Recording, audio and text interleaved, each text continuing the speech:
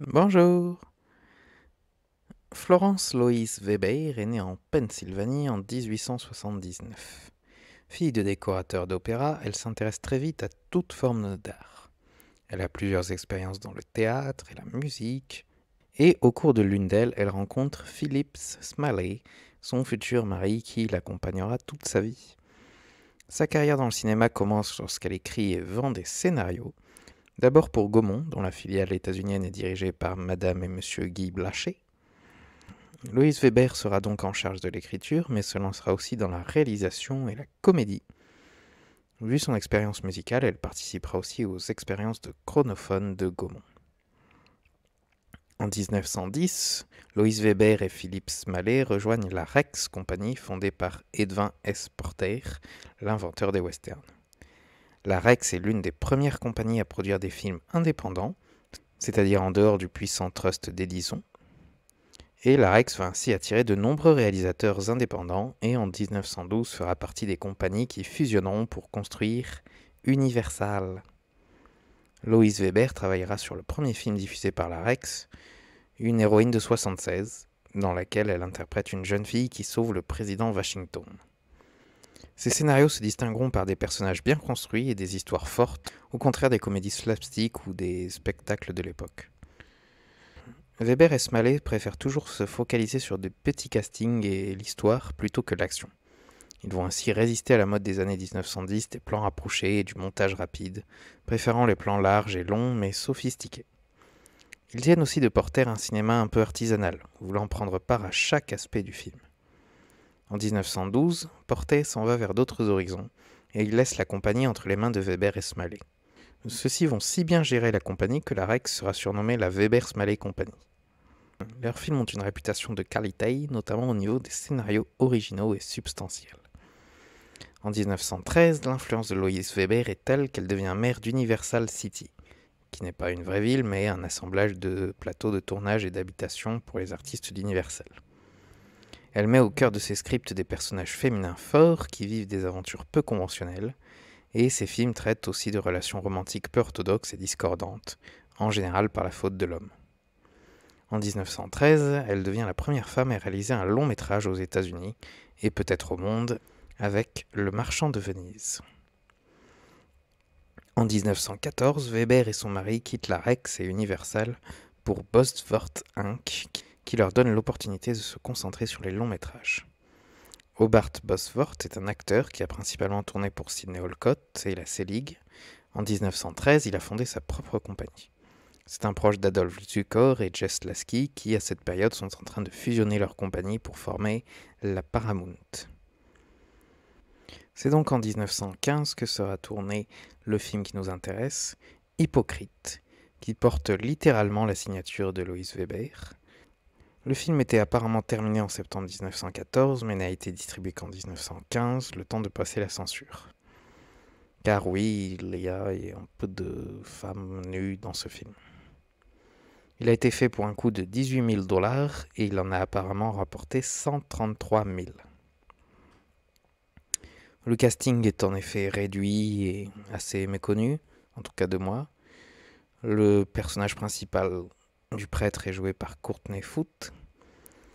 La femme est interprétée par Myrtle Stedman, qui joue également le rôle phare dans de nombreux westerns de la Selig et dont la carrière ira jusqu'à 1936. L'abbé est joué par Herbert Standing, qui a surtout joué pour Frank Lloyd. Alors, Herbert Standing a eu 12 enfants, dont 3 sont devenus acteurs, et son arrière-petit-fils, John Standing, a joué dans V pour Vendetta et Game of Thrones. Quant à la reine, elle est jouée par Adele Farrington, qui a beaucoup joué pour Weber et Smalley, mais aussi pour son mari à elle, Hobart Bosworth. L'opérateur est Dal Clawson, qui suivra les Weber tout au long de leur filmographie, et George Hill, qui dirigera notamment Wallacebury dans Big House, et également la technique. Alors, il y a 2 montages différents que j'ai trouvés d'Hypocrite. On commence dans une des 2 versions par une partie dans le passé, dans lequel Gabriel, un prêtre, prie et jeûne, alors que les autres moines rigolent. L'abbé, qui n'a pas confiance en lui, le fait surveiller.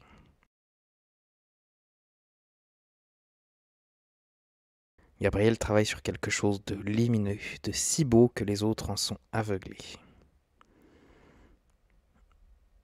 Le chef-d'œuvre de Gabriel est révélé devant tout un tas de gens, dont la reine, qui est présentée au milieu d'un plan séquence dans une fête de village.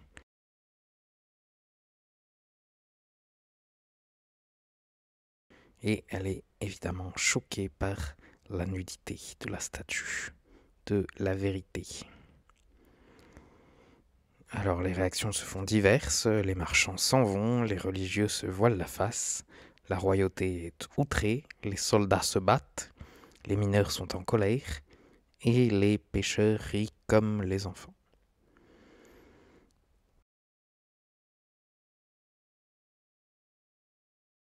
Malheureux, l'abbé est tellement choqué de cette œuvre qu'il fait tuer Gabriel. Cette partie peut être considérée comme un flashback, puisque on retourne ensuite dans le présent de 1915, où la réincarnation de Gabriel fait un sermon sur l'hypocrisie avant l'ouverture d'une nouvelle église. Il va ensuite chercher la vérité pour la montrer au peuple.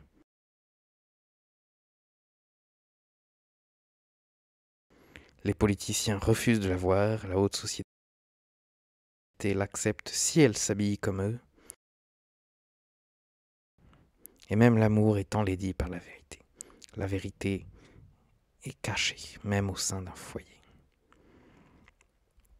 Tous les prétextes sont bons pour s'éloigner de la vérité. Certains préfèrent leurs enfants, d'autres l'or, d'autres la propreté, d'autres les femmes.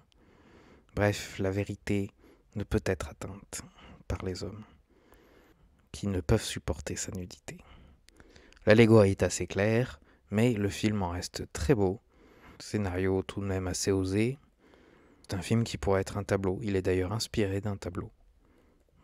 La vérité d'Adolphe Faugeron. On a plusieurs expositions qui ont été faites, ce qui rend la technique et la technique est en effet impeccable et assez impressionnante pour 1915. Il sera reçu comme une révélation, une démonstration du potentiel cinématographique comme art sérieux. Le film assoit définitivement la réputation de Loïse Weber comme la meilleure réalisatrice de son temps. Après Hypocrite, Loïse Weber et son mari quitteront Bosworth pour revenir chez Universal, avant qu'elle ne devienne la première femme à fonder son studio en 1917. Elle fera d'autres films controversés comme Où sont mes enfants, qui traitent d'avortement, mais aussi des plus sages comme la première adaptation de Tarzan en 1918. Un très beau film qui n'est pas très long, donc que vous pouvez regarder. Ça change de tout le reste de la production de l'époque.